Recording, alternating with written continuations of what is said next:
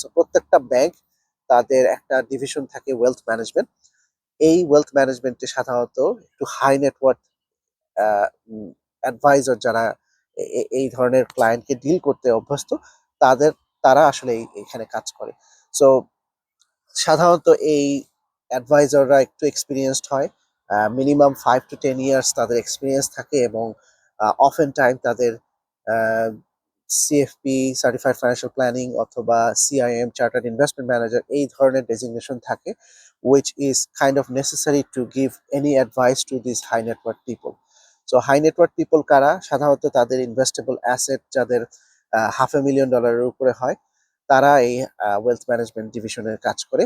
So $500,000 মানে হচ্ছে যে ধরেন আপনার আরআরএসপি তে 2 লাখ আছে, টিএফএস এ হাজব্যান্ড ওয়াইফ আরো 50-50-100, প্লাস আপনার ধরেন আরইএসপি, অন্যান্য অ্যাকাউন্ট সবকিছু মিলে যদি আপনার $500,000 উপরে হয়, you probably will likely to work with this kind of advisor.